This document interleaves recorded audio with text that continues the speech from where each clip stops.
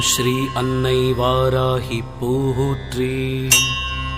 ஓம் ஸ்ரீ பூமி தாயே போற்றி. ஓம் ஸ்ரீ தாயே வாராகி போற்றி. இரு குடை கோமளம் தாழ் புஷ்பராகம் இரண்டு கண்ணும் குருமணி நீலம் கை கோமேதகம் நகம் கூர்வைரம் திருநகை முத்துக்கனிவாய் பவளம் சிறந்தவல்லி மரகத நாமம் திருமேனியும் பச்சை மாணிக்கமே.